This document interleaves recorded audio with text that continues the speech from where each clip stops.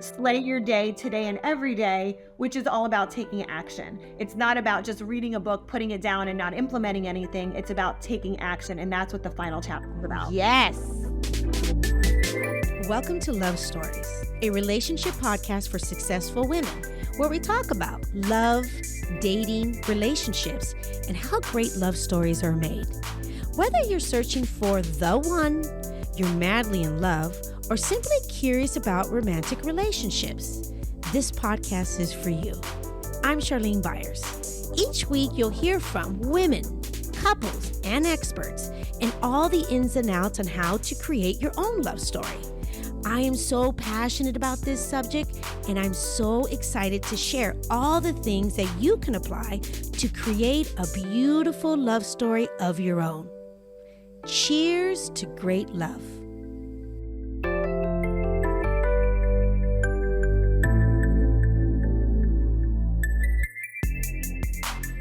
Welcome back to Love Stories. Oh, what a week it's been. Have you ever had one of those weeks that you're just like, oh my goodness, is everything happening in one week? Well, that was the week that I just had. But you know what? I'm wrapping it up. Things are good. It was just really, truly one of those weeks. But on a lighter note, I want to talk about why I also created the love tip of the week. And because really, this is for my single ladies out there.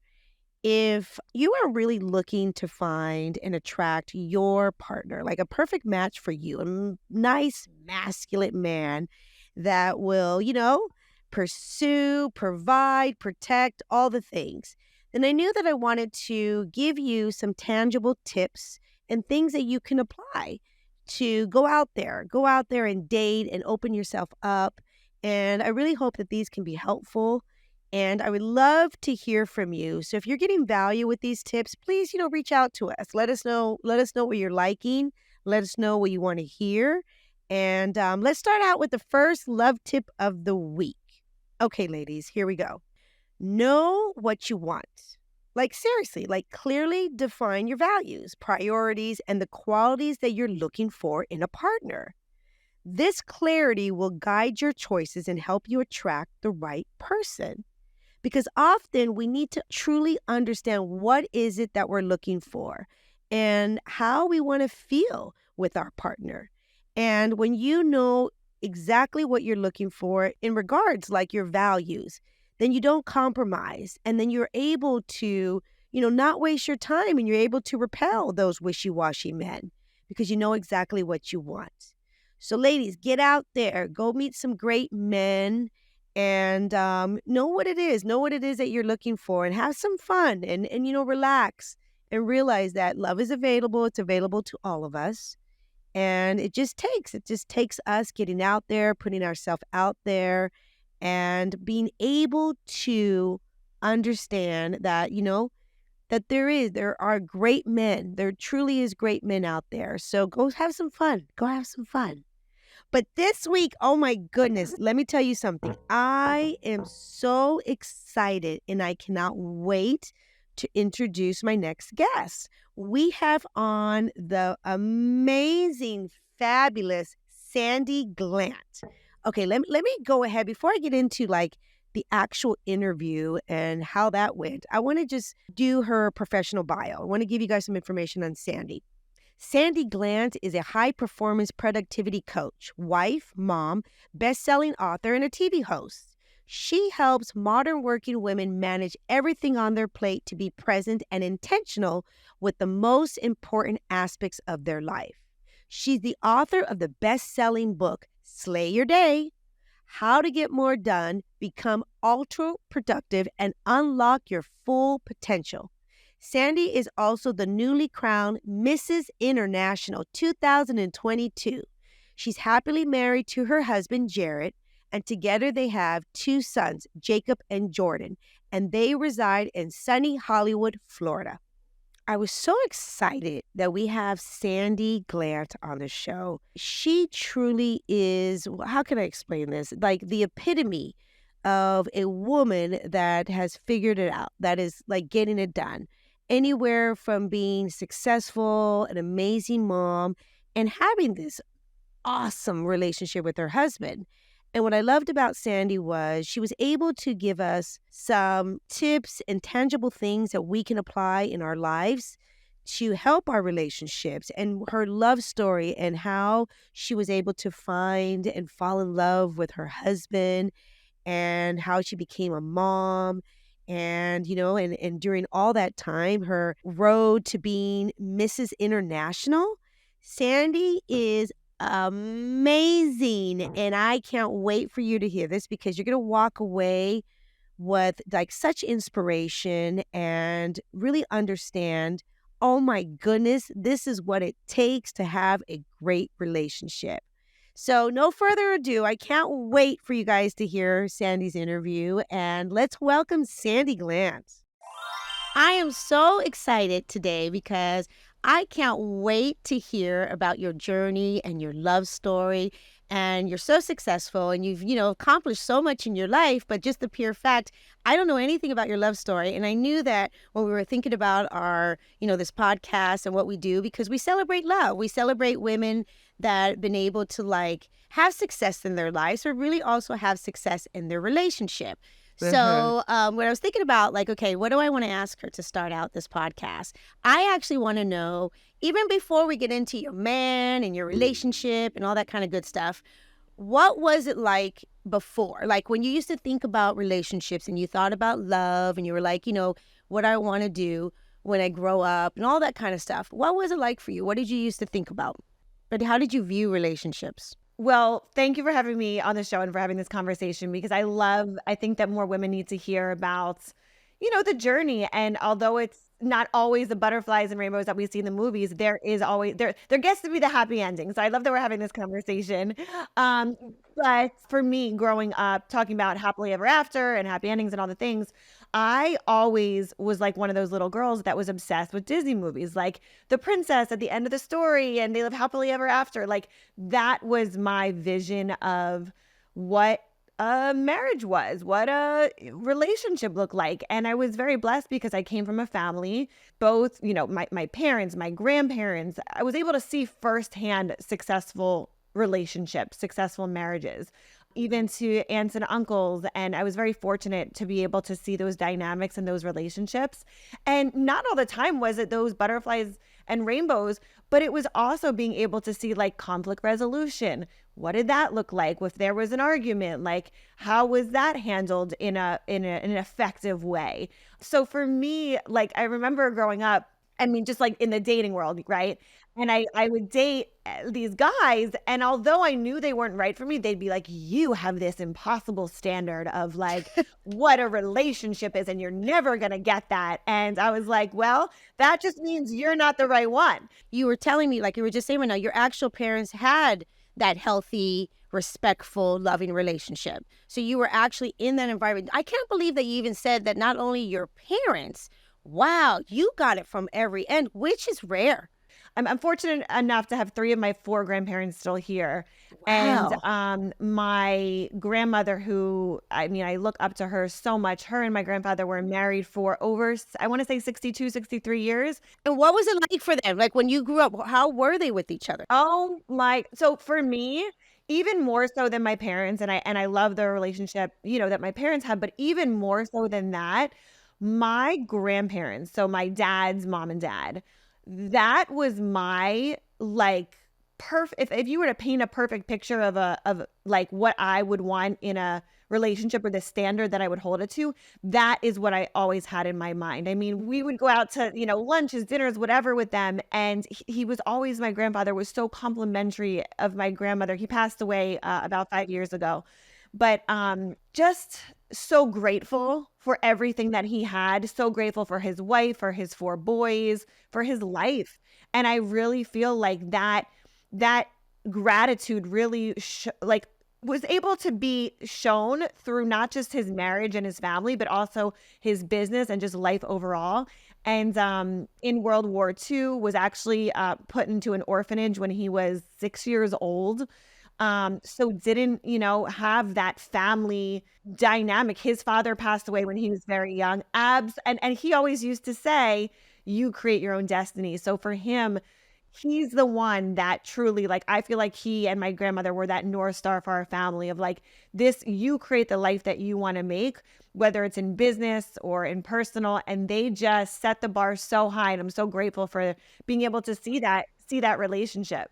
What an experience that you had to have that standard of like knowing, okay, this is where I'm going to set my bar, and I can't wait because I know you're setting the bar, in your head, but then I'm sure in between it, things weren't really happening, when you started probably dating, because a lot of time it takes a little time sometimes, I think, to find.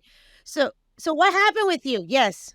So I had dated. I was always in like, I liked being with like my guy. You know what I mean? Like, I always liked to be with one person. I wasn't a serial dater. Like, I hated dating also. Like, hated it because I was very, for me, like, when I'm with someone, I'm committed, I'm in it. And that's it for me. And I feel like I was also, previously before I found my husband, in relationships longer than I should have been because I was like, well, maybe I can make it work, or. So you kind of force those situations, but it's not right. Deep down, it ain't the one. So for me, I used to live in Pennsylvania. I'm in Florida right now. And I was doing wedding planning. So imagine this, you're single and you're planning everybody else's beautiful, perfect day. But here you are out there living life and you're just single out in the dating world trying to find your one. You're one. You're one. And how long did you do that for? Like, what was that like for you? How long were you like doing the wedding planning and being single and trying to like put all that together? Yeah, so that was for about 5 years, and I did it for 5 years. I had my own company, and then I worked for a golf club, and I loved it. Like, I loved my job, and during that time, and this was still, I was living in Pennsylvania. I found this company, and it was a company that my husband still works for today, and they were in Florida. They were in Florida, and I was like, I love this company. I want to go work for them. So I reached out to the owner of the company through socials, like through Facebook. And it wasn't the owner of the company who caught the message. It was my husband. So this guy, this random guy is going through his boss's messages. He sees my message come through and he's like, hey, get with me, my VP, who he was the VP at the time, and link up for an interview. And I was like, okay, great. Like, who's send me his info. So my husband, again, this just random guy at the time who I don't even know, is kind of like, okay, I see this girl. She's coming through the DMs. Like, let me try and like set myself up here. Wait a minute, hold on, back up, girlfriend. Wow. So he wasn't even thinking like you're doing more for the company. What kind of company was it that you were like looking into? So it's a sales training company. Oh, perfect. So it's a sales training company, but he's thinking completely different.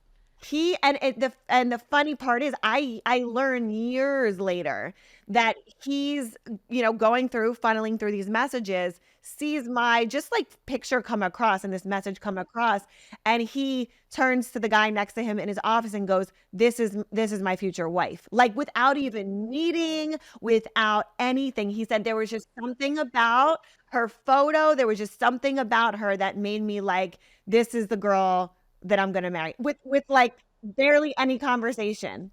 Yeah, he didn't even know you, girlfriend. You didn't even know that the guy's already thinking that that's going to be my wife. I didn't know he had plans. Oh my goodness. Okay, so the guy ends up, okay, so you're single lady, you're wanting to go into something different, you want to go into this sales thing. This guy, obviously DMs you. So what happened? What happens here? So I now reach out to him. And we start talking about coming down to Florida for an interview. Okay. And I'm like, okay, like, we've got this ball on a roll. Like, let's go down for this interview. This had nothing to do with dating for a guy. This was all for coming down for an interview to work for this company. Oh, I bet. Yeah, you weren't even thinking of that. Like, your mind was... It was like I had a couple, maybe one or two phone call conversations with him at the time, but didn't really know him. Didn't know him like at all. So he, on the back end of this, is like planning, like, because I'm like, okay, I'm going to come down, I'm going to do this job interview, and let's see what happens. Because not only did I want to work for the company, but I really wanted to be in Florida. Because I was like, I've always had envisioned myself living somewhere warm with palm trees, and I just wanted to get out of Pennsylvania. You know what's interesting? I want to say this real quick because I think this is fascinating. So I talk to a lot of women. I talk to a lot of women about, how you're dating and like, how do you know if a man's into you, or how do you know Right. all the things, right? And one of the things I always say, I said, I'm going to explain something to you about men. Men are different than women, and that's totally cool, right? It's just how we process things, how we do things. But a man, when he knows, it's unexplainable. He just knows. Yeah. And that's why I tell women sometimes, I said, don't worry, because when you are interested in someone, and maybe you're not even interested in someone, but the man that is interested in you, he will move mountains. He'll make it happen. He'll pursue you. And then, of course, then you decide, do I want this one or not? But there is something so sexy about that. Oh my God. Taking initiative, like, especially for me, because in business, I have to be that alpha, the go-getter. Like for me, when it comes to my relationship, with my husband, I'm like, I love when you just take control in that department, because I feel like I don't have, like, I'm doing it in all the other areas. It feels nice to be able to let you lead, like pick the date night, pick where we're going to go out to, like whatever it is. So like, I love that. And I love to let him be in control of that department. Absolutely. And you know what? And this is interesting too, because the majority, and I don't know what it is now, I don't know if people are like, women don't want to admit that. Thank you for saying that, actually, because the majority of the women lead, control, but not control you, but like, Yes. yes, I know that. Like, be the man of the house, because have those roles, have the polarity role, have the masculine and the feminine role. A man to choose you, want you, protect you, provide for you. And the reality is the women, that's actually, Sandi, what they want. Oh, well, I can speak from personal, like, experience here, because even in my own marriage, I have had to find, like, in what areas do I wanna lead, and what areas do I want him to lead? And I've had to step out of that alpha role to let him lead, because he's very, like, my husband is amazing. He's so easy. He's so, like whatever you want, he's just an easygoing guy. And it's easy for me to come in and just be like, well, this or that, or kind of like bulldoze a situation, because I do that with my own business or my own whatever. So for him, like I've had, and for us and for our family, I've had to be able to say, okay, like when it comes to even like something as simple, and I know all the feminists are going to get on me for this, but I'm going to say it anyway. I like when he comes home, I have made a very, very conscious decision. I'm like, I want to have dinner ready for my man. I want him to feel like he is like coming into a very welcoming environment, because for me, like, I know that is going to put him, like, it's going to put his guard down from like his day at the office, his hard day. And look, I'm not perfect at it. I'm still working on it. But I'll tell you, like, I got three deliveries of flowers this week thanking me for all the dinners I've been making. So something's working. And Something's working. it's not always perfect, but at the end of the day, like my husband and I say this to each other all the time now, is like, how can I serve you? Because when we take it off of ourselves, we're so used to being me, me, me, me, me.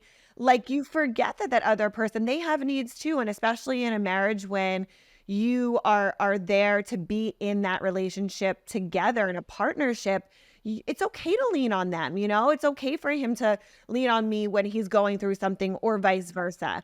And it's so much powerful that way, because I used to come from the camp of like, no, I'm this independent and I can do it on my own and I don't need a man. You don't need a man. Yeah, that doesn't work. Right? I mean, I love my mom, but she'd always say to me, like, don't rely on a man. Don't be, and I'm like, you're married to Dad for 40 years. Like, what do you mean don't rely on a man? You sure did. You did. I get where they're coming from, but at the end of the day, like, you've got to be able to step into what it is that you want, and you can't hold back and expect to get what you want at the same time. No, and you should actually be able to rely on your man. And that's why it's so important. You should 100%. And that's why it's so important. And that's why I'm teaching what I'm teaching is like who you choose, right? Like, honestly, that's what it really comes down to. who you choose as your life partner, there really is somebody for everyone. It is just giving yourself an opportunity to really understand what is it that you're wanting. How do you actually want to feel with another person? And what do you want in a relationship? And I tell women all the time because, I deal with women, like you just said, I love that you just said that you have this also business sense of you. You're a very independent woman. You're go, go, go, go, go. And so you're able to put on that type of energy, which is more the masculine energy, just, getting things done. But really, that type of energy doesn't really work when it comes to romance. That's right. I've had to learn that. Yes, and being able to be a woman, because we can do it both. It's really truly learning how to put on our different hat. Put on our hat when we are like, mama mode and getting things done and doing all the things, but also learning how to put on a different hat, get into our feminine and relaxing it, leaning back and realizing you don't have to do it all. And the masculine man, a man that's really into that energy, he wants to provide for you. He wants you to be happy. And a lot of times as women, we're not really understanding, Sandy, you know that. Like, this is perfect. We're having this conversation. We're not really understanding how important that is to understand what is it that you want, but how are you showing up first? And I think too, like a big part of this, and again, like this will always forever be like an evolution, but it's like have the communication because I find that the times when I feel the most connected to my husband is when we have communication. And like he's coming home from a business trip today. He's been gone for 3 or 4 days and we haven't been having that communication. So it's like, we're like, okay, now we regroup. We get on the same page. We go out for a date night. We may even do like just a hotel night out where we can go have dinner and then sleep in the next morning, but like we have 2 kids. So life, like I have my business. He has his. We've got 2 kids. He travels. I travel. I mean, there's a lot of moving parts. There's a lot going on. So the times when I feel most connected to him is when we can say, look, like I have all this going on. What can I do to support you? Vice versa. How can I support you? And at the end of the day, you just feel like, okay, even though there's a lot going on, you're connected to your partner, no matter what else is going on externally. Oh, I love that. So when he leaves and you leave and you guys are not, like you just said, that I want people to hear this, and you guys are not able to connect the way you usually do. So it sounds like to me, tell me that you guys actually make it a priority when he comes back to have that time for each other. Because isn't that so important to like have that, what do you call it? To like regroup, reconnect and not, mine's been out of town. And it's weird because I forget sometimes, like he's been out of town and I am such a, oh my gosh, I'm so needy sometimes. Like I do. I need it. I feel like it's okay. Like if this is your partner, right? It's like, it's okay to want them, to need them to, and I don't feel like, look, there's an overly like needy, if it's every second of the day, you need to be in communication. No, I'm not on like the phone, that. but No. like you should want and need that person if that's who you've chosen to have in your life, So I think that it gets a bad rap because, like what was the movie? It was like Stage 5 Clinger. There's a movie and they're like the girl was so needy and whatever. But like look, at the end of the day, like my husband has actually said to me, Sandy, I love it when you like want me. So like that's not a bad thing. That's a really good thing to want that your partner. Absolutely. And that's how I was feeling. Like I noticed like with me, like it's okay to feel that I need him. And like now he just got back and we got back and he's been busy. I'm feeling a little funky because look, I'm going to get a little because we haven't connected. So it's my survival with him. And you know what? I love this conversation because number one, I don't think that this is like being talked about enough. And number two, like for me, like family is at the root of everything that I do. Like I mentioned, like on the beginning of the podcast, like I'm so fortunate that I had such great examples in my life, but family has always been everything to me. And when I think about that, I'm also thinking about not just like my husband and I as this unit, I'm thinking about my kids and what example, like I always like when I go out to dinner, like I'll say to people, I'm like, like my boys, number one, I'm so proud of them. But number two, I always say they're going to be the best daddies and husbands one day because they have such a great example, in my husband, and then also together, us as this dynamic. Look, we don't always get it right. Nobody does. Nothing is ever perfect, but it's like how you navigate and what you do to like show up, be present, be there for the other person. And you know what? Even when sometimes aren't great, because you're going to go through that too. It's like what, and I'm reading this actually, because I'm reading parenting books all the time. Is like even in those hard moments, it's not like it's okay. You're going to have that, but like, what's the repair on the other side? And the same thing goes for, a marriage or a relationship. It's like you're gonna have the fight, you're gonna have the whatever it is, communicate or be on the same page, whatever, but it's like getting back to a place where you guys are like, okay, we're like us again. It's like you know when you feel off, and when you're like good and going and on that same page. Right. No, that's fantastic. Oh, it's so fantastic. That is so true. And it's really making sure, like you said, that you communicate, that you are okay with your wants and your needs, that you don't like just assume like, my being needy or whatever. It's actually okay. It's okay to feel that way. We actually wrote these out. Like, I'm such a huge proponent on like taking action and like, like let's talk about it, but actually let's do it. So an exercise that my husband and I we did it like in the beginning of the year. So we do it on our like monthly. We have our monthly, we call them our J&S days, our Jared and Sandy days, like our, not a date night. A date night is different than we call them relationship days. And what we'll do is we'll sit down and we'll just, both of us separately, we'll write out what we need. Like, I need, and look, sometimes it's like, I need connection time with you 3 times a week, 4 times a week. I need you to want me. I want you to feel like, I want to feel like I'm wanted. I want flowers. I want a dinner. It could be anything. Like, there's no wrong answers, because it's about getting out what you need to get out, and then the other person doing their part to show up. And again, it might not always be perfect, but it's the effort that you're putting in to make sure that that other person feels seen and heard. Oh, that's fantastic. Sandy, oh my God, thank you for that tip. That's fantastic. Oh, wow.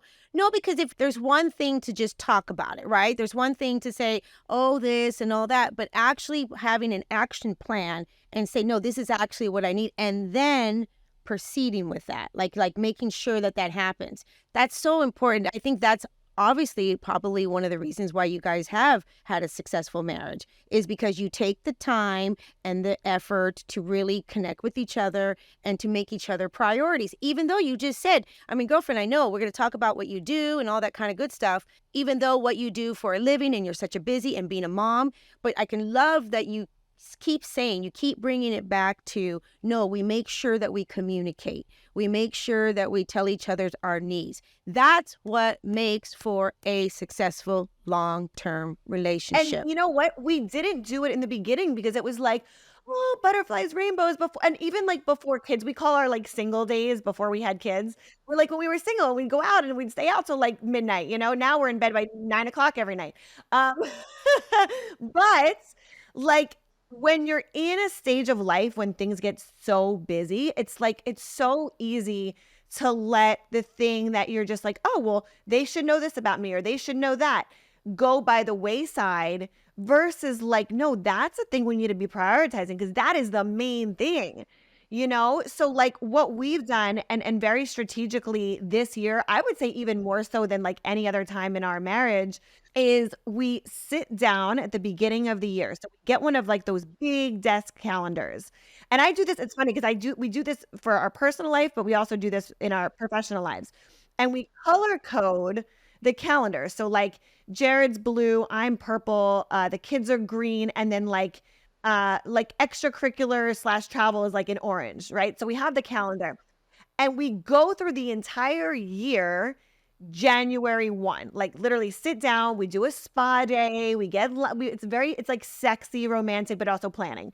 So we go through the entire year. Now we know, let's say something that's in like October that we're planning for January is probably going to change.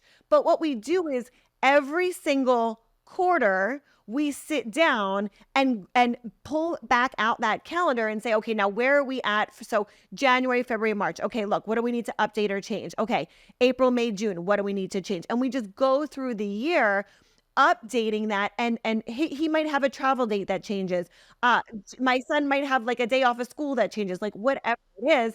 And we very, very strategically put on there the days that we have our relationship days, which is once a month, and those are different than our date nights. And then we also put on the calendar when our family travel time is, because this year we've had, so once a quarter we do now family travel time, like where we're going to go. We were in Alaska, we just came back from Europe. Like in the years prior, it would just be like, well, if it fits on the calendar, it fits. So now we're like, we are prioritizing the family time, the Jared and Sandy time, the date nights, but also the travel, the work, and all that. So it's not just like, oh, it's going to happen if there's time. No, no, no, no. We are making time for it. Girlfriend, you are just giving us so much good stuff today. Thank you. No, because what I love is that you're telling us things, but what I love about you is that you are actually someone that puts it into practice. You know, you're actually saying, no, you ladies, it wasn't always like this. And I wanted to have this amazing relationship. And even though I was able to see amazing relationships, I realized as time went by, as I got married, you have to actually create your own amazing relationship. It just doesn't just happen. Life happens. Life, and actually one of the pieces of advice that both my grandmother and grandfather gave me was, because again, here's me in like la la Disneyland, like everything's perfect, marriage will always be amazing. My grandparents, and even seeing their beautiful marriage and relationship, had said to me, Sandy, marriage is not a fairy tale. You have to make it the way you want it to make it, because it's not just going to be perfect. Like, you have to make it the way that you want it to be. So that goes back into my grandfather's favorite famous quote of create your own destiny, because the same thing goes with your marriage. You're not going to have a great marriage relationship if you don't have that communication and the planning and the execution behind what it is that you want.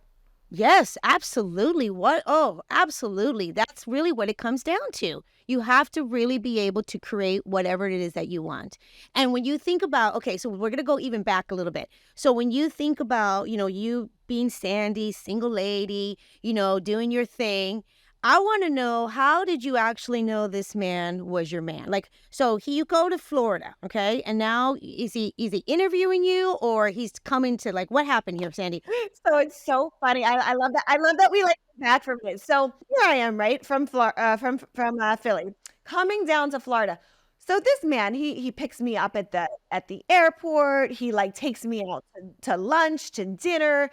We go out. I'm like, what kind of interview? I'm like, I knew we weren't in an actual like interview room. But literally in his mind, and he tells me this, years later after the fact, he's like, I had to make you fall in love with me in 3 days, because he's like, and not be a creep and fall in love and have you fall in love with me within 3 days, because I knew you were going back to Philly. And I'm like, oh, like my mind is like, I was so not there, I'm like looking, I'm having fun with this guy. I think he's attractive, but I'm like, this is like this. I guess this is how they do it in Florida. Mm-hmm. So I'm going through this like, job interview process. So I'm like, so I go back home to Philly, and I'm like, so they offer me, what they were going to offer me. And at the time, it was the same thing I was making in Philly. And I was like, as much as I want to come down and be in Florida, and as much as I want to be working with this company, like the numbers just don't add up for me. So I can't make the commitment. So for him, again, this is now knowing years later, he goes, shoot, how am I going to get her back down here again? Because the only way this is going to work is if I'm like there, and he's in Florida and I'm in Philly. Like, the distance doesn't add up. No, long distance, ladies, that doesn't work. No, you don't want like just a Build-A-Bear, like you just every once in a while. No. So it was not working for him. And again, in his mind, he's still thinking, oh my God, how do I get her down here? So like, fast forward, I would say the interview was maybe like June, July. We're like talking, and not even like dating talking. We just like, every once in a while, he's like checking in with me through text, like, how are you? What are you up to? You should come down for a visit. So I'm like, okay, he's like kind of sprinkling in there, but no official like, here's a ticket, come down. So now we're in, I want to say it was like October. And this was 2012. So now we're in October. And he's like, I want you to come down. I had such a great time with you. This was like from June to October. I I want you to come down. I'm going to buy you a ticket. And I'm like, oh, okay. Now we're like making some progress.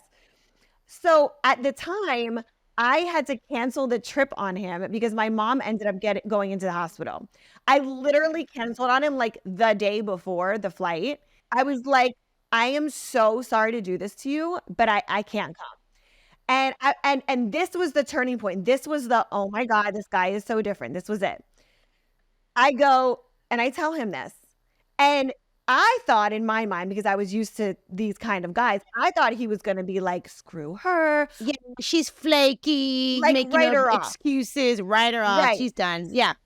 So for me, I was like, let's see how he handles this.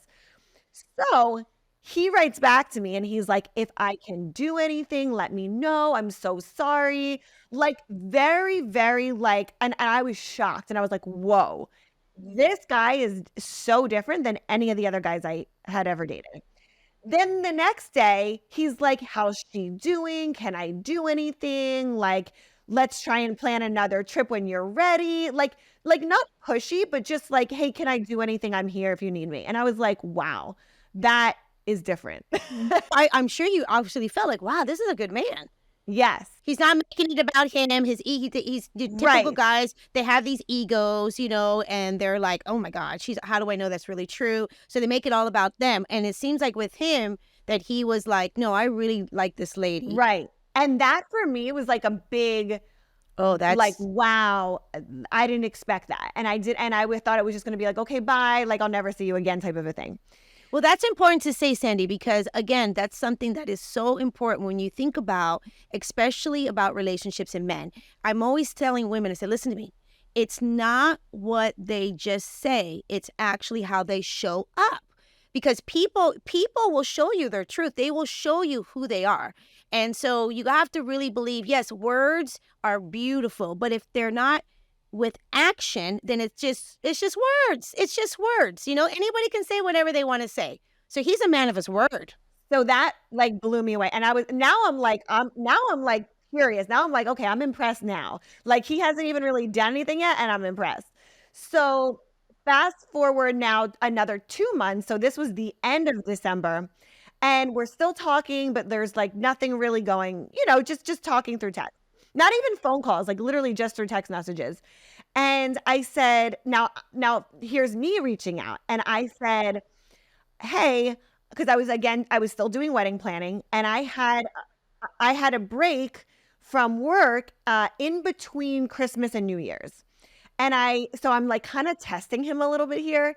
And I say, hey, I have 2 options to come down. I can either come down in between Christmas and New Year's, or I can come down on New Year's, like for New Year's, because the test was if he's dating someone else, then he'll be with her on New Year's. If he's single, he'll want me to come down for New Year's. On New Year's, yeah. Exactly. So he passes the test again and he says, come down for New Year's. This time though, I buy the ticket. I don't want him to buy it. I don't expect him to buy it. I'm like, it's on me. It's on me to do this. I will get my own, I'll get myself there. So I buy the ticket.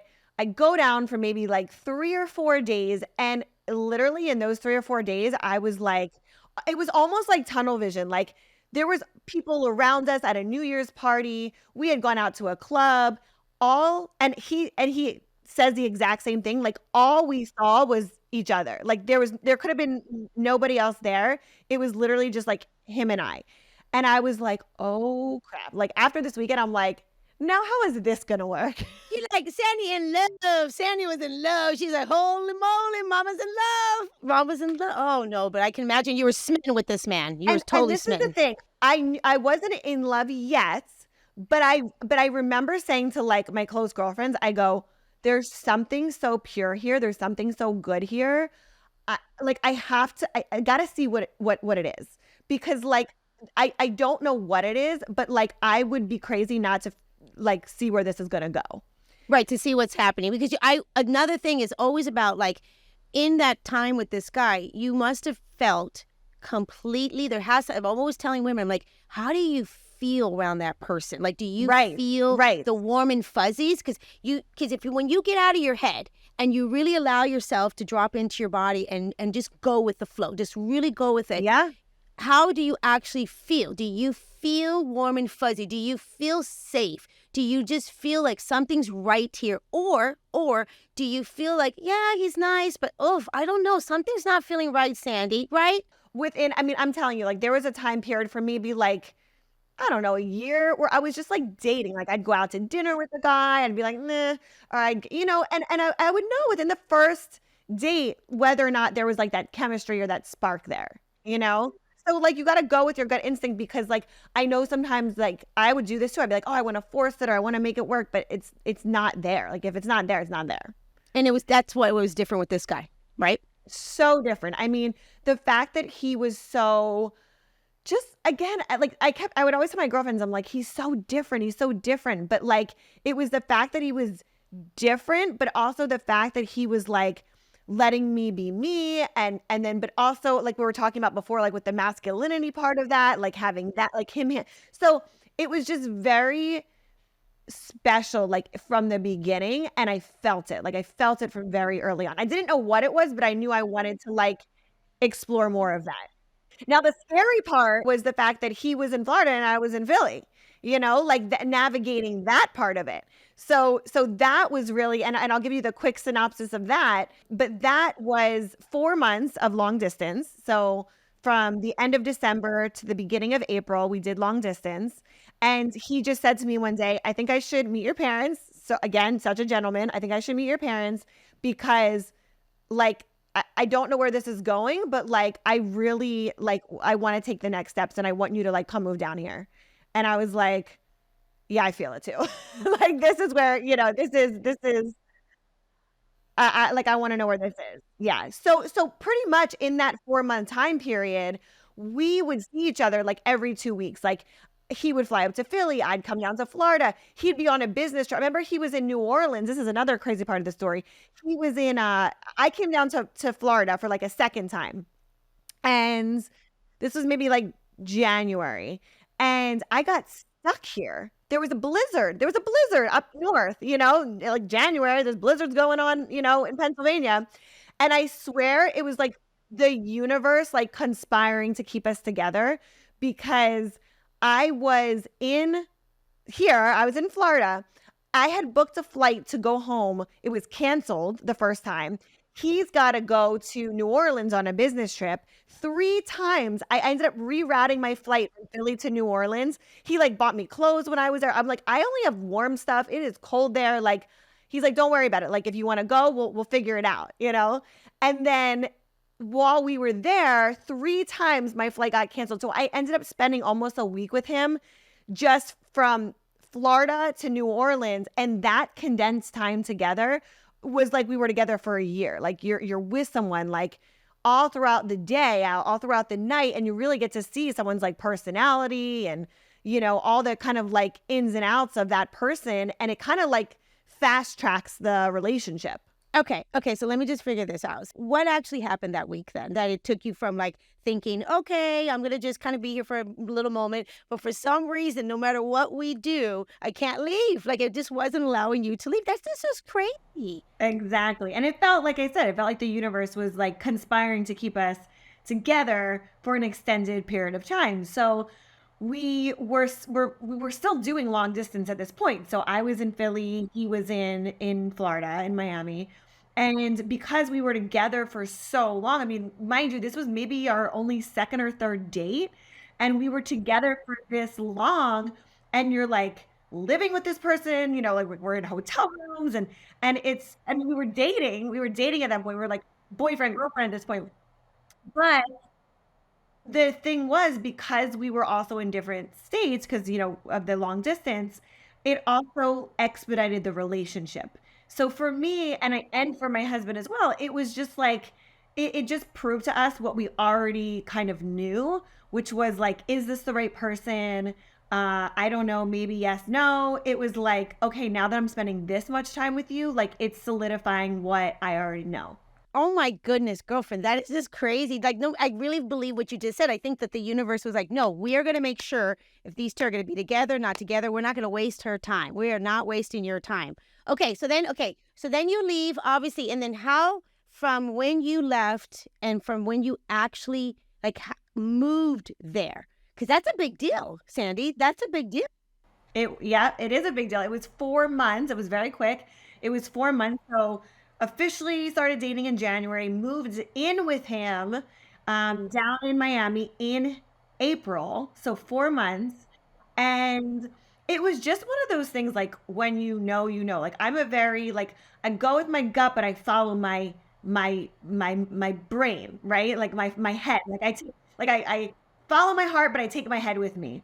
And I just said, you know what? Like, and again, I was doing wedding planning at the time. I'm like, I'm here, I'm marrying off all these couples. They're beautiful weddings, and I'm seeing all of this, but like, where's mine? Like, when do I get to have that? And at that point, it was on my radar. And because I felt like this could really be something, I was like, you know what? I'm going to, it didn't even feel like a chance. It just felt like I'm going to explore what this is and it's going to be what it is. And I wasn't like, well, if it doesn't, I didn't give it a deadline because I know like women, like we like deadlines or whatever. Like if it doesn't look like this by this time, then I'm going to do this or I'm not going to do that. For me, I was like, you know what? I'm just going to see what happens and I'm excited to just see where it goes.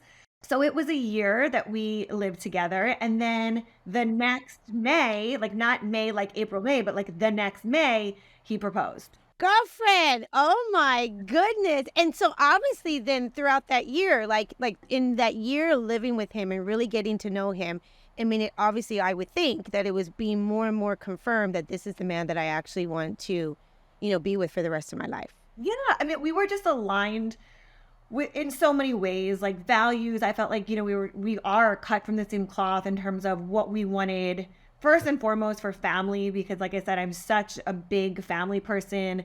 And I knew that the person, like I had an idea of what their values and morals and what kind of family would look like to them. And he checked all those boxes. So just being together over that course of that year just confirmed all the things that I was hoping for. Like you hope it's one thing, sometimes it's not.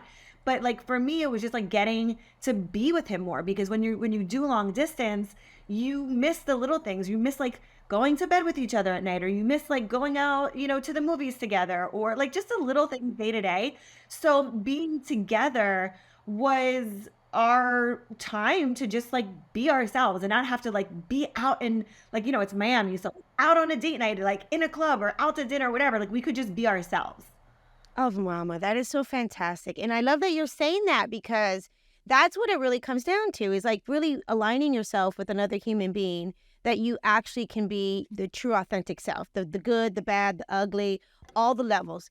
When you ended up, so the guy ends up asking you to marry him, and tell us a little bit about that. Like, how was that a surprise? Were you thinking, yeah, did you talk about obviously marriage? Did you talk about, He did. I mean, like from the very beginning, he made it clear, like this is my intention. Like you are my future wife. Like when I I'm want in to this, be married. I want to be a married man. I want a we can talk about family. I like how want. many kids do you want, like that whole, like all of that. So from the very beginning, like that was clear for both of us. Like we were very verbal and would communicate on that. So I think it's so important, and especially if you're a single lady and you're dating, and you really do have that spark with someone, because there's a difference between, chemistry, but there's a difference between compatibility, right? So you can have chemistry with a person, right? But not necessarily compatibility in the long term, or have like alignment, meaning what kind of, values we have, where are our intentions.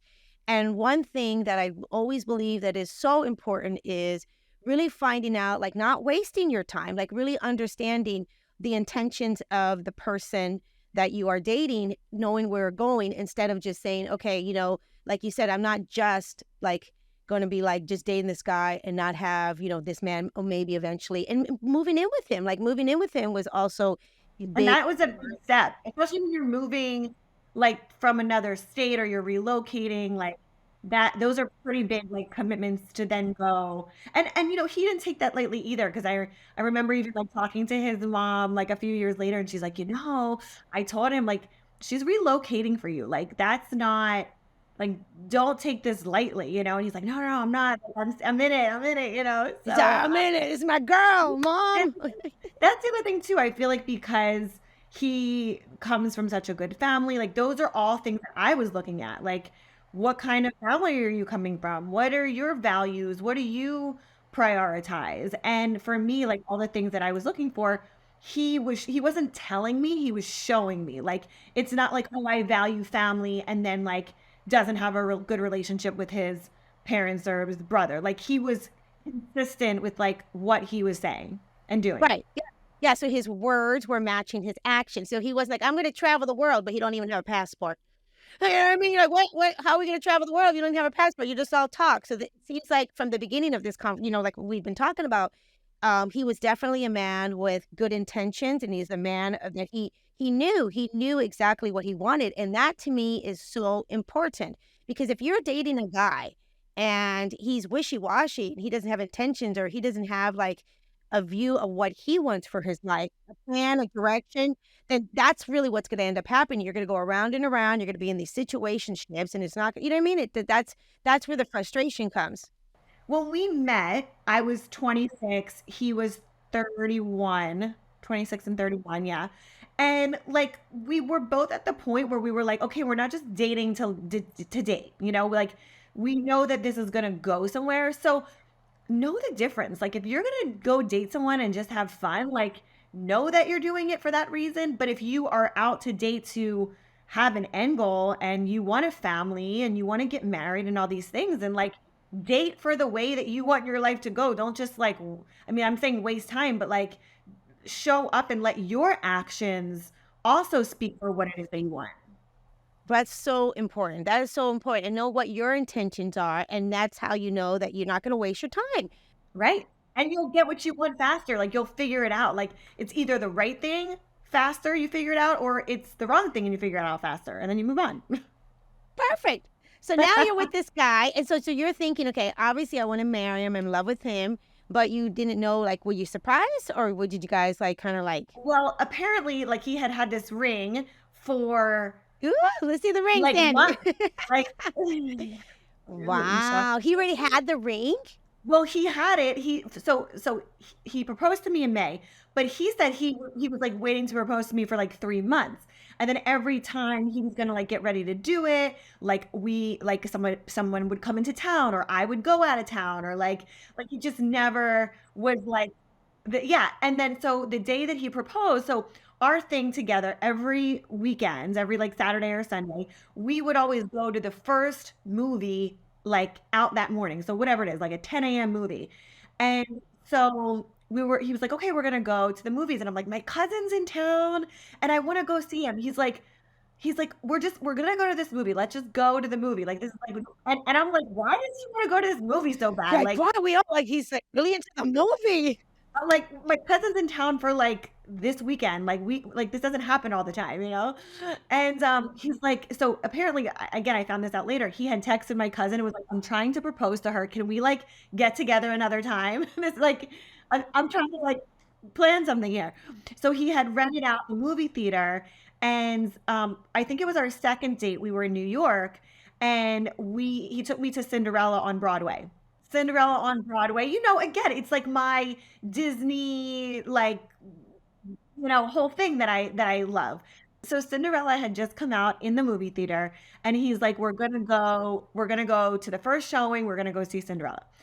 So he had rented out the movie theater and he wanted to sit like really like when you sit in a movie theater and if you sit too close, you're like your neck is like you're like straining your neck. Well, he wanted to sit in the first like couple rows, and I was like we have this whole theater, like nobody else is in here, and you want to sit in the front row? Like that's weird. He's like, stop arguing, with me, just like let's sit here. Well, what I didn't know is he had a photographer like a couple rows back, and he didn't want me to see the photographer like ducking down below. Girlfriend, he had it all planned. Yes. Yes, in the theater. So like the movie starts, the what do you call it? The previews start playing, whatever. And then all of a sudden, it's like the movie's gonna start, but it's like this other like love story, but it's our love story. So he had a whole video like montage of like, and he played out this whole storyline of like there was this prince, who was looking for his princess, and like, he was searching for her, and she was in Philly but he was in Florida. Like it was like our whole story but played out in like a Disney movie. And then at the very end of like all of our photos and our story in the movie was a video of him like on the rooftop of his building of where he worked at the time. And he was like, I love you so much, I want to spend the rest of my life with you. And then the lights came up and then he's down on one knee proposing.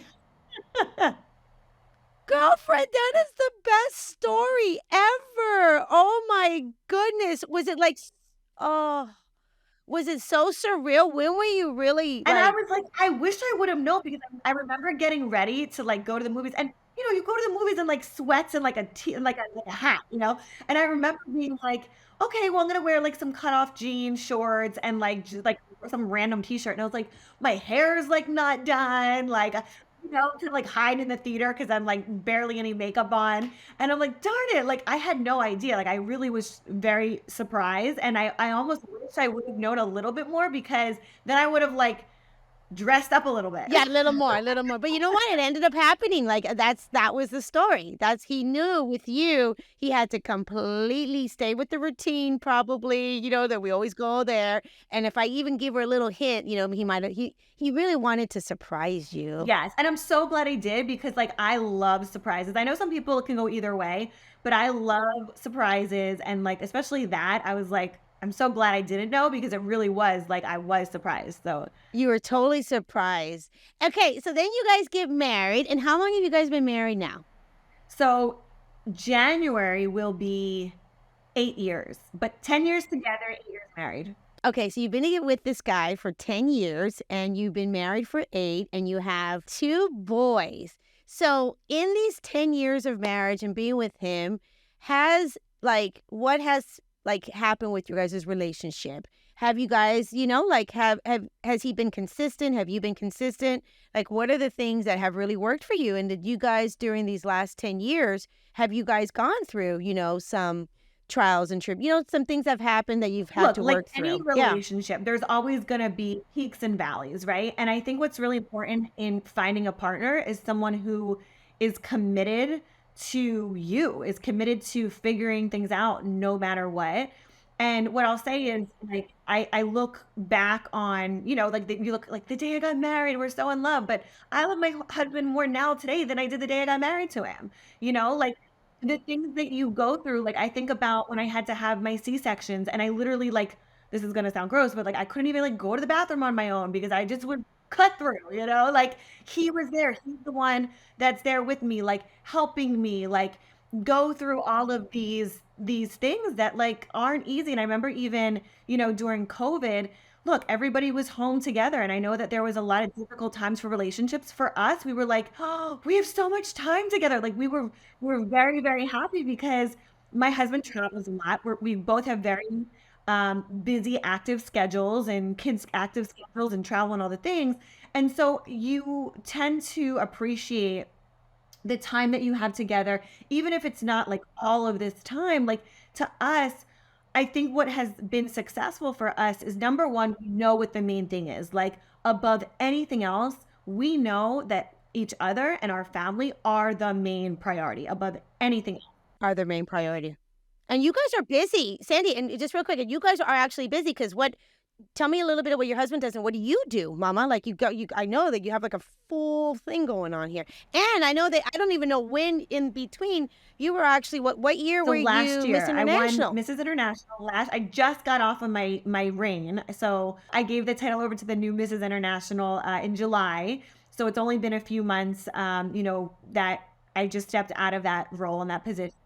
But yeah, I have my own business. I'm a high performance productivity coach. So I help women figure out all of their systems and strategies when it comes to their businesses. And the main thing is like when you do have a lot going on, when you're the wife, the mom, the business owner, running the home, the travel, supporting your husband or spouse. Miss Universe. Seriously, or Miss Yeah, Internationals. you need to have structure, you need to have systems, you need to have a solid flow of how you're showing up and where you're showing up. So I teach my clients how to structure and systemize everything, everything from their home to their businesses, and that is my business and what I do.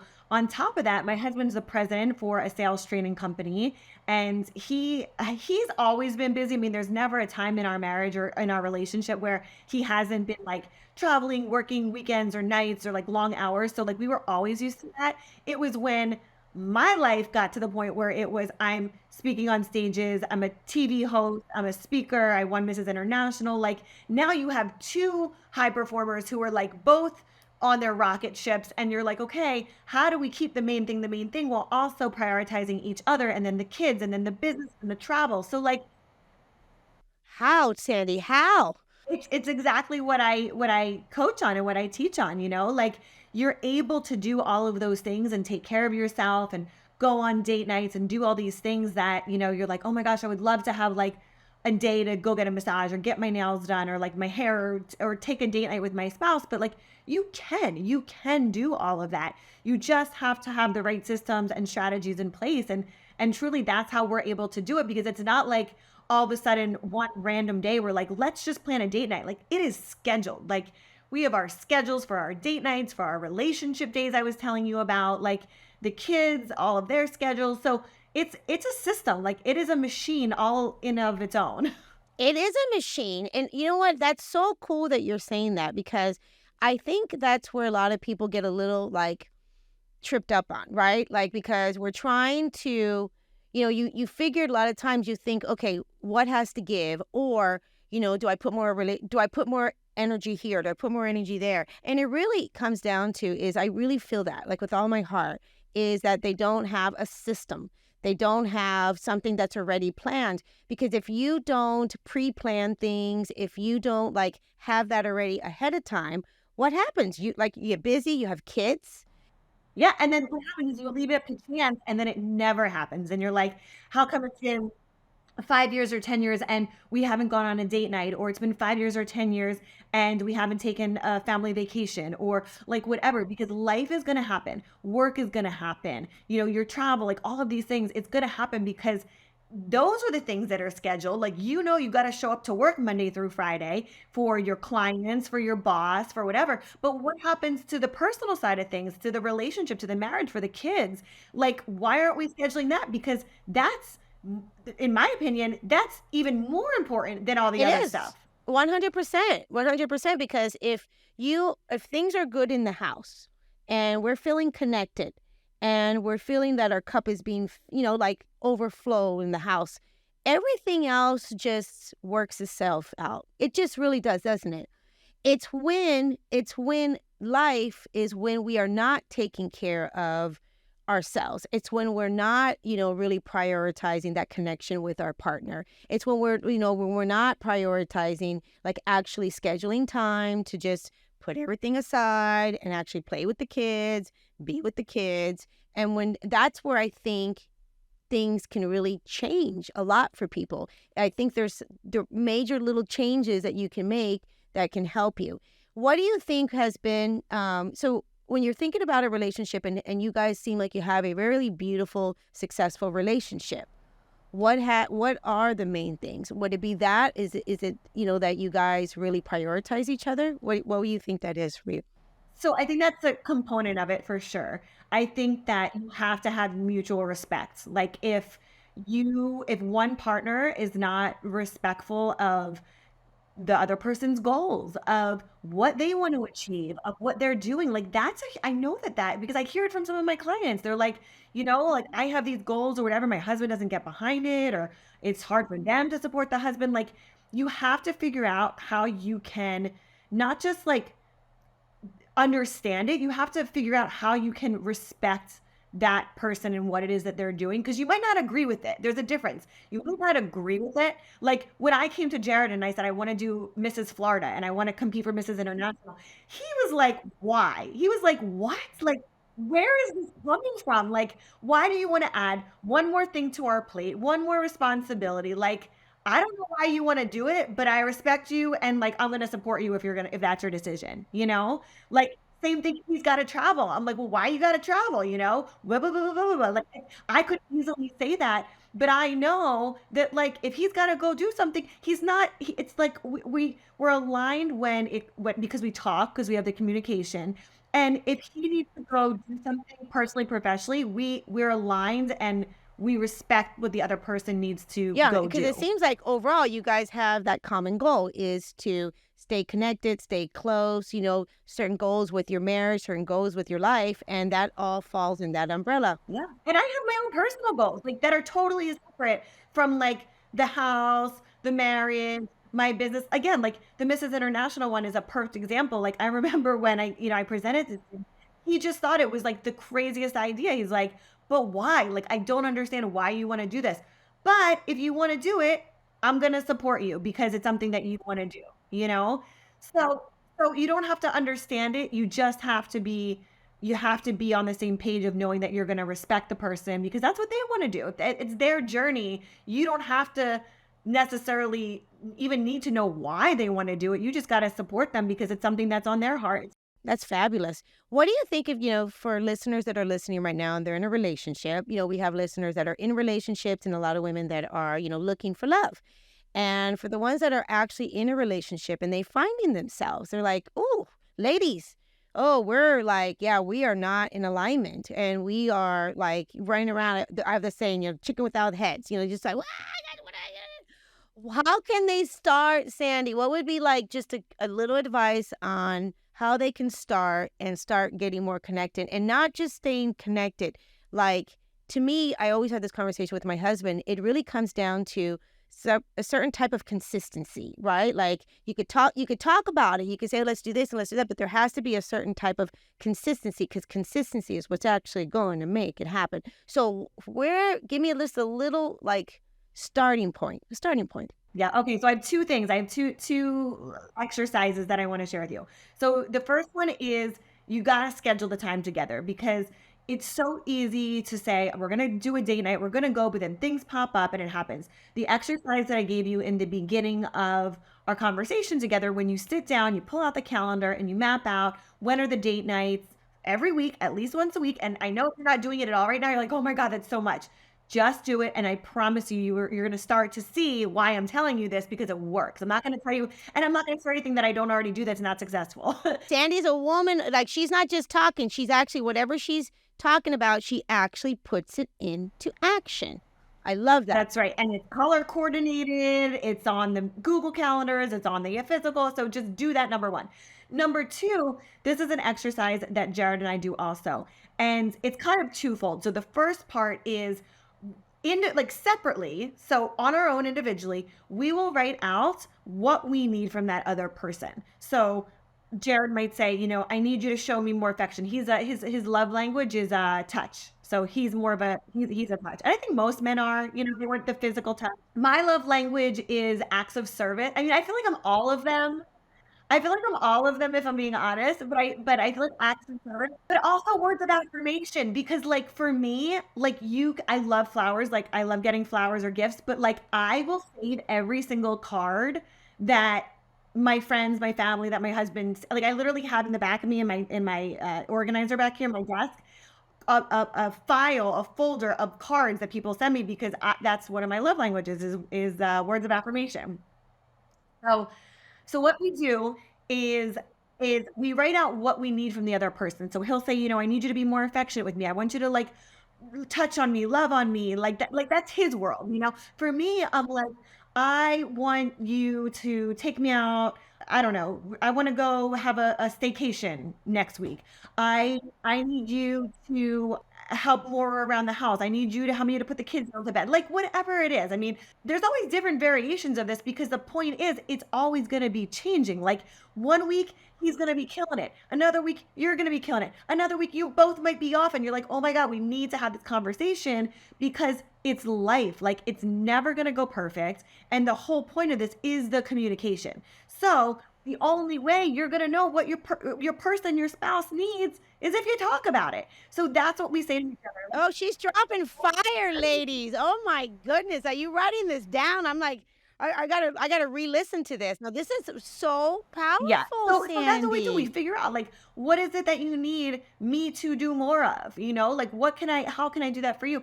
And then another thing that we'll do too is we'll list out, so we have an exercise, it's like the 10 key areas. It's like physical, mental, like all the different things. And I individually we will rank ourselves where we're at, and then how do we want to show up to make it a 10? Like let's say I give myself when it comes to like physical health, right? I'm like, okay, right now I'm at an 8.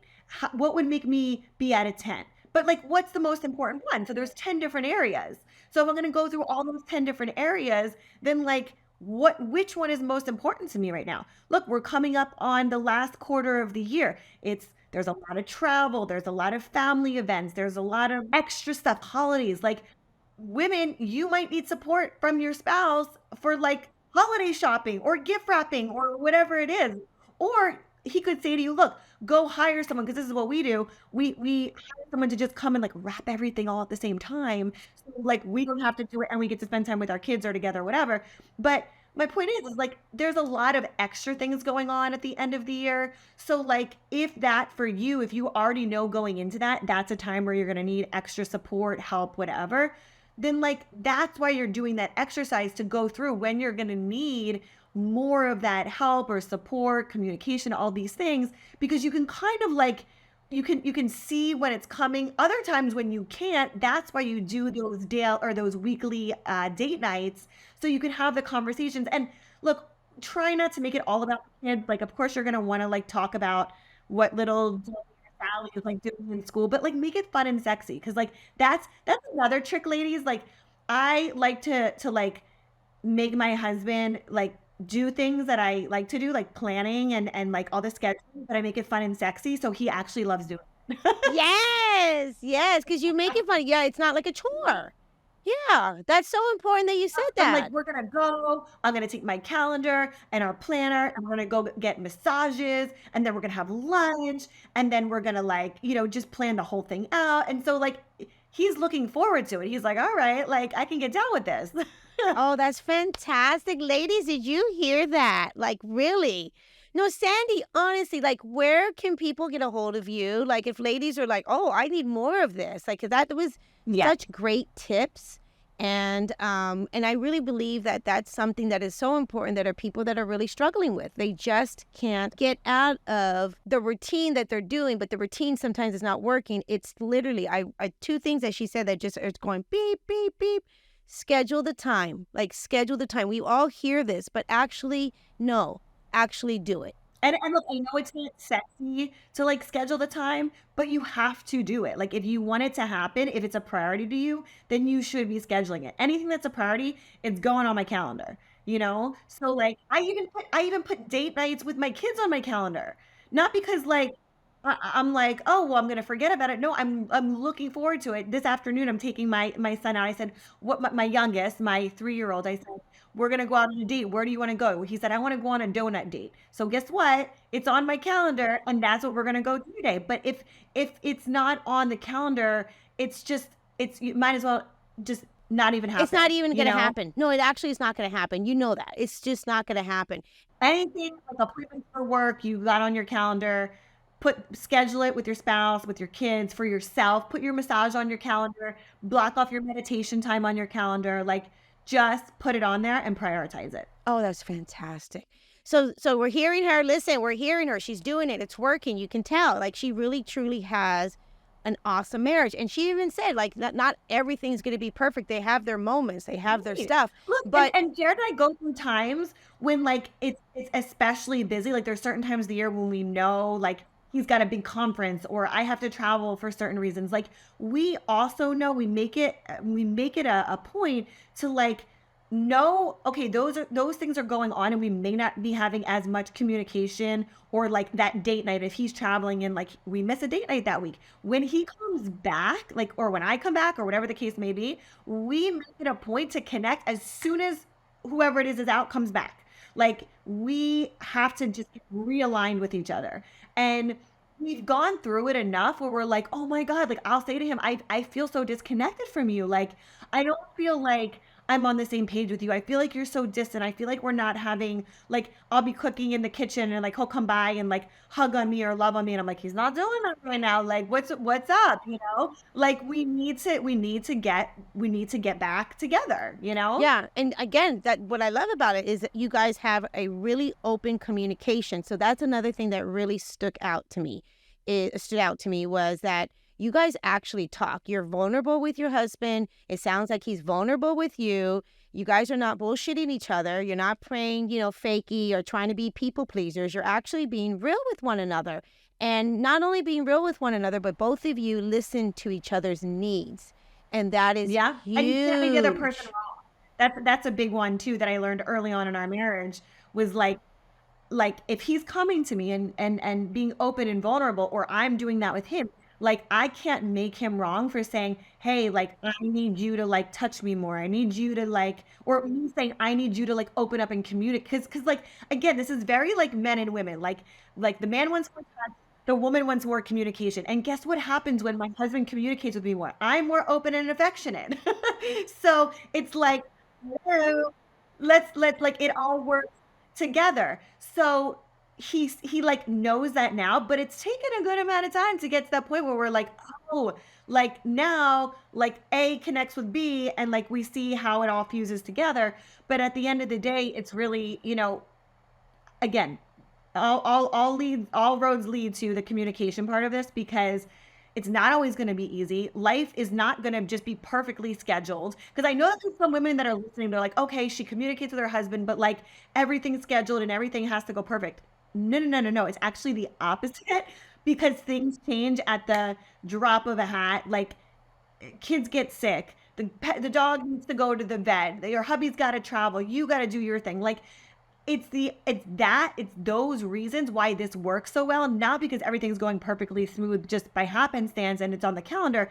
It's because there's so much change and there's so many things going on that this system works so well. Oh man, wow, we all need this. I'm telling you, this is fabulous. And the one thing too, what she said, you guys, was, you could have her kind of repeat it just one more time. What I thought was fascinating and so important is that once a week, right? You have a list, and that list is you break it down. So it's stuff like you said, personal health, relationships. Yeah, so it's mental well-being, physical health. So there's 10. I can actually even pull them up. So there's 10 that we do, and we'll just go through. And that's our once a month. That's like our relationship day. Right. So that we're going through and we're just ranking ourselves on where we're at, what it looks like personally. Like I'm not ranking him on what I think his personal health number ranking is, or vice versa. I'm doing it for me, he's doing it for him. And then I look at it and say, okay, like which one of these areas do I want to focus on right now that I can communicate to you? This is where I need support. Because you know what? It could be like, I mean, my husband was just on the past couple of months. He's like, I want to get healthy. I want to lose some weight. So, like, if he's communicating that to me and I'm bringing in like chips and pizza and candy and whatever, like I'm not supporting him on his mission to be healthy. Yep, that's awesome. Yeah, so you're like, okay, like something like that. You're like, okay, well, now I'm not going to bring in the chips. I have to bring in the carrots. It's okay. I'm going to help him and Yeah, support him. or I like love it that. could be something as simple as like I want to focus more on my personal development because that's one of the things on the list. And for me, like I'm very consistent. I wake up at 5 o'clock every morning. I work out. However, last month I think it was like 10 books that I read, and he's like, "Holy, how did you read 10 books?" And I'm like, "Because one of my goals was that I wanted to be reading more." And so every day I would prioritize for like 20 minutes, just reading for 20 minutes. And I would do that in the morning. So he would say, okay, I'm going to take the kids out. We're going to go go to Starbucks together. So he would give me that time, just like I would honor what he's focusing on. Oh, Right. that's fantastic. I'm just like seriously, just full of great stuff to say. Oh my goodness. So let me wrap this up with this. I'm just thinking about something. First of all, I just see a book back there. I'm just curious about your book. Yeah, Yes. can you just This say? side, this side. Here we Yeah, go. it's right over there. What is that book about, Miss Sandy? Yes. So this, let me, It's a there beautiful we go. pink. My Yeah. book, my book is called Slay Your Day: How to Get More Done, Be Productive, and Unlock Your Full Potential. So it's a little sprinkle of my story. And also, I will tease you with this. I did not grow up with systems. I did not grow up with like coming from a household of having calendars and color coordination. It was quite the opposite. So if you're listening to this and you're like, oh my God, she's done this for her whole life, I have not. This was not something that I saw growing up. It's something I have created. Oh, fantastic. So there's hope for everybody. So it's a little bit about my own personal story and then my evolution of going from trying to figure out of, being that woman who was married into now motherhood and navigating how to wear the work hat, how to be the mom, how to be the wife, how to show up and do all the things. And at the end of every chapter, there's a little workbook. So Yeah, let's see it. I'll bring it out over here. So let's say, all right, I'm going to go to chapter 5. So what's chapter 5 about? Chapter 5 is protect your time. So at the end of chapter 5, and I'm giving you, if you're watching this on like a YouTube Yeah, or somewhere, or you're just gonna hearing it, ladies. Grab the book. but I'm giving you actual like real tangible tips on and hacks and principles on how to do this. But at the end of every chapter, if you can see in here, at the end of every chapter, there's like little questionnaires. It's a little journaling. So one of the questions in here says, how will time management help you hit the targets and goals you're going after? What are the time suckers you can identify in your life right now? And then the final question here is, write out a list of the goals you will achieve this month by having a clear vision of what time suckers you need to get rid of. So like that's just chapter 5. The next one's know your non-negotiables. I mean, it's organizing home and work. Like it's very, very practical tips I love on that. how to take time management, take productivity, and organize your home, your business, and just get everybody aligned on the same page. Oh my goodness, it's fantastic. Where can they get that book? So yeah, they can get the book on my website, sandraglandt.com, or they can go on Amazon. Like the easiest place is probably Amazon. I know my credit card's hooked up to it, so it's a quick swipe. Okay, perfect. But you go on Amazon and grab the book, and it's a quick read. And for me, I actually ended up adding in the last chapter of the book. I thought I was done writing it, and then I wrote the last chapter, which is slay your day today and every day, which is all about taking action. It's not about just reading a book, putting it down, and not implementing anything. It's about taking action, and There that's what she the final goes. chapter is about. Yes, yes. Well, when it comes to Miss Sandy, let's leave us with this. So for the women that are listening today, and I mean, seriously, you just dropped so much nuggets today, so much gold in sense of like really things that you can do to have, an aligned relationship, to have that connection, to have things keep moving forward, right? To have things in place. Like I said, the consistency that you need to be able to like do things like you were talking about. And your book is such a great tool. What would you say, to the women that are listening today that are looking for love and they actually haven't had the best luck, Sandy? They're like, oh no, I've already tried this before. And, I'm not sure, maybe they've been married before, maybe they've never even got married, but they're at a place in their life that they're really looking for a man, a true alignment. I mean, what advice would you give them? So I would just say get clear on what it is that you want. I mean, you have to know what you want in order to go out and find it. The reason why when I found Jared, or when he likes to say when he found me, like for me, like I was saying, in the beginning of this interview, I knew what I was looking for. I knew the kind of man, I knew the kind of values, I knew the kind of family. Like I knew what all of that looked like. And so then when it was in front of me, I wasn't I wasn't scared of it. I didn't run away from it. I was open to it. So I would say you have to know what that looks like and what you want. Like it doesn't matter what your mom wants, what your grandma wants, what your sister wants for you. Like you got to know what you want and get really really clear on that. So then when it's in front of you or when you're dating and it's not that, it's easy for you to step away from it and not get caught or trapped into things that aren't going to serve you and be the thing that you ultimately want. Oh, yes, that was perfect. Get clear in exactly what it is that you want, your values, how you want to live your life with the man, all the things. Get clear there, ladies, and that is such a powerful thing that you can do for yourself. Get clear, know how you want to feel, know the things that you're just not gonna, are not accepting for you. No, you know what I mean? What are your non-negotiables? I talk about non-negotiables in business, but like, what are your non-negotiables in your relationship? Yep. Absolutely. Absolutely. Well, thank you so much. Oh my goodness, you guys, you have to follow her. get the book. I mean, she's just, wow, you were fabulous, Mama. Thank you so much. That was fabulous. You just gave us so much gold today. And I just want to say, I mean, cheers, honestly, cheers to great love. And let's celebrate love. Let's celebrate relationships. And thank you for being here today. That was absolutely wonderful. Yes, thank you for having me. And if you guys are listening to this episode, you have any questions for me, you can find me on social. At Sandi Glandt on all my platforms. You can ask me questions. I'm an open book, so I'm here if you have any questions or want to connect. She's here, and we're going to leave some links, you guys, so you guys can definitely link up to her and follow her and love on her. And yeah, I'm getting the book. I'm not even kidding you. I need that book. I need that book in my life. Thank you so much, hon. Thank you so much. Thanks for having me.